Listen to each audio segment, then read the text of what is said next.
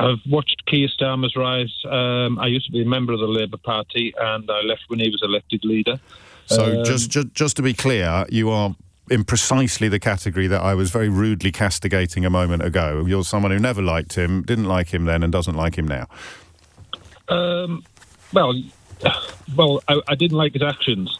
No, that's fine. I mean, but you haven't changed as a consequence of anything that's happened in the last 6 months. No, if anything, I did contemplate rejoining the Labour Party, but then after I've seen this, there's no chance. I think Starmer's got to go. I think he was known as Captain Flip-Flop when he was in the opposition. He's just weak. I don't think he has any political anchor. He's got himself surrounded by people who are talentless. And I think what he should have done, I think he should have held fast and seen this through, and he should have threatened the rebel MPs with removing the whip. So you like the policy as it stood? You like the cuts to the disability and sickness benefits? Obviously, there's going to be people who are genuine need this disability money. There's got to be, but there's always going to be people who are pulling the wool over the eyes. But the bill wasn't really designed to identify them. Well, that's the problem. So then you've got to go to the people who come up with the bill, and could they implement it without the people who genuinely need it? So that's part of the problem. Yeah, now, but you wanted the bill to stay in place, even though you're describing the people who put it together as being talentless and useless. Well, there's a bit of a contradiction there. So they've done something really rubbish, but you're really cross that they're not carrying on with it. I'm not saying the bill was totally rubbish. Oh, sorry. The idea just the was people who put it together are totally rubbish. No, the idea was right, James. What's the idea? What's the idea? Because this is what eludes me at the moment. Well, cutting welfare spending has to, it can't keep growing and growing and growing. There has to be some kind of control on welfare spending. Even if the old age pension is going to carry on growing and growing and growing, no one ever talks about reducing that. Well, that should be an option. You mentioned earlier social security as well. Testing. Yes, I'd love to see the politician who tried that. So you recognise the need to somehow cut the spending, and you didn't really care, if we're honest, about how it was done, because now you're cross that it's not going to be done anyway. And all of the people who've been queuing up to describe to me the fears they had for the future and the damage this would do to their already, in many ways, compromised lives. I mean, that's the bit that's confusing me about your position. You like the bill? Yes or no? Well, I would like to have welfare spending under control. Yeah, see, that's the problem, isn't it? Is that you don't actually know whether you welcome the climb down or not, because neither of us know whether or not the bill was going to do the things that you think needs to be done and which he said was going to be done. Why did you resign from the Labour Party, just out of interest, if you're in favour of welfare cuts? Why did I resign from the Labour Party if you're in favour of welfare cuts? I just thought when you have a leader who flip-flops as much as Keir Starmer does, I could see what were the big flip-flops in opposition? The big flip-flops in opposition is he wouldn't really take a stand on anything. You know what I mean? Well, that's not a flip-flop, is it? Jeremy Corbyn was a friend, then he said he wasn't really a friend, and I could see that coming down the line. And there the people, I could just see the people. So, can you name a flip-flop? A flip or a flop? A flop or a flip? Because, I mean, you've now gone from saying that he flip-flops all the time to saying he doesn't actually take a stand that he could flip-flop from. There's a lot of flip-flops there, James. Well, give me one. No, I'm saying you're saying a lot of flip-flops. Well, I'm flopping and flipping and flipping and flopping because you can't name one. If you're going to make a decision, see it through. Yeah, well, you can keep saying that. I've got no idea why you resigned from the Labour Party, except that you're upset that he's not friends with Jeremy Corbyn anymore, which is fine. Well, I didn't catch your last speaker, but I would like to say that I'm impressed that because I was waiting for you to talk to you. Really. Sorry, I do apologise. That I think that he is good, and I was also I stayed a Labour Party member. I'm still a Labour Party member, but I didn't. I really did like Jeremy Corbyn, and I thought he treated Jeremy Corbyn badly, and I also thought he's been very bad on Palestine. But I actually have seen some humanity and some compromise with his U-turns. So I'm much happier. Conciliatory. Yes. Is a nice word, isn't it? Well, no, okay. I know he's bowed to pressure, but he didn't bow to pressure. There was plenty of pressure from the Labour Party before he was elected, and he could have been a strong man. If he believed in being a strong man, he could be a strong man. You've done it. You've absolutely cut to the heart of it, haven't you? Is there is a stupidity in insisting that you will never change your mind. You know, you turn if you want to. The lady's not for turning. But there is something equally bad about what the last chap was describing as flip-flopping. And there are examples of flip-flopping since he became leader of the Labour Party. There aren't many from when he was in opposition, but the pendulum swings, and the pivot point, Coral, is going to be in a different place for almost all of us, isn't it? So you're still seeing this as collegiate and conciliatory, or with a little bit of strong arm. Other people, like the last caller, will be thinking, how do I ever know if he's going to stick to his guns? Because he keeps backtracking, he keeps flip-flopping, he keeps U-turning.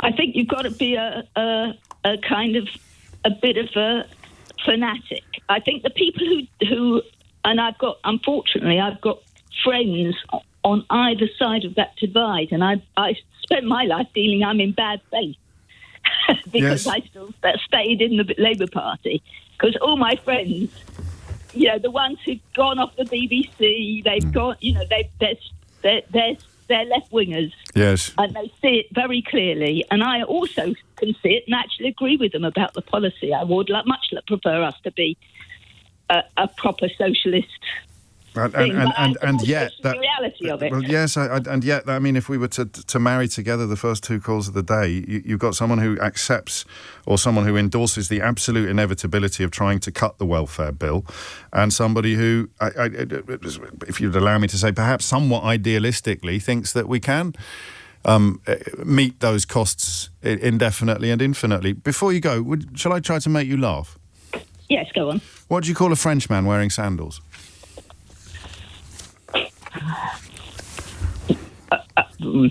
You have to tell me. Philippe Flop. I'm afraid what? A groan emerged. Well, that was not a groan. That was a hearty chuckle, Coral. I am going to lead with an analogy first from the Friends TV show. Carry on. Friends TV show. Yeah. Good. So, I love that. At one point in the show, Chandler gets promoted from his office into a management position. Hang on, just everyone pull up a chair. This is going to be good. Go on. And he gets quite upset along the way because all of his office mates that he used to be really buddy with suddenly see him as the boss. Ah, yes. And he can't figure out why he still wants to be their mate. Yeah, and he wants to continue being the Bantosaurus Rex, and they're no longer his audience is no longer an audience of equals. It's all changed. Yeah, and it's only when Phoebe points out, goes into the reasons as to why you can't be their friend anymore because you have to make all of these decisions and stuff, that he sort of accepts his position. And it kind of feels that that's what Keir Starmer's trying to do at the moment. He's trying... I do very much agree with your previous caller. It really feels like he's got the best interests of the country at heart. I want to believe he's doing the best he can. But it feels like he's also trying to be Mr. Popular. But do you think he is? The guy that everyone loves. Yeah, well, I don't know about that. Because then he wouldn't have made these very, very unpopular pronouncements. I mean, by dint of the climb down, you could claim he was trying too hard to be popular, but it doesn't quite work on a Chandler Bing level because he wouldn't have done the thing in the first place. Chandler Bing got promoted. Keir Starmer announced these incredibly unpopular. He formulated and announced and championed these two incredibly unpopular policies, and then he climbed down on them. So who is he trying to be friends with? And in both of those moments? So I think it's more of he's trying to be like... sorry, I've lost my train of thought. Don't worry, I've got a question for you. What was Joey doing?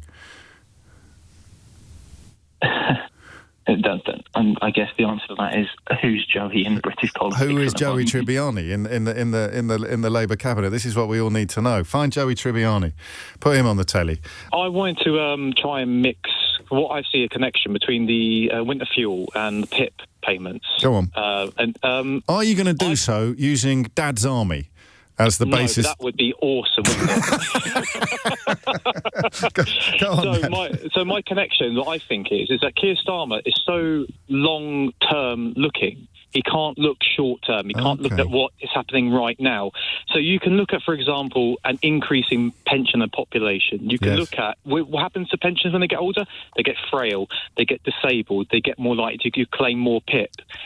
So you can look at the scenario basically where he's going, right, we have a decreasing working population. We have a population that has voted consistently for anti-immigration. I could use a really good example, if you had time, James, for Japan. Is a perfect example now where they have a low immigration levels. They have a decreasing birth rate to the point now where their population is dropping. And we're heading to that point. Keir Starmer's basically gone, right, long term, we need to basically get the birth rate up.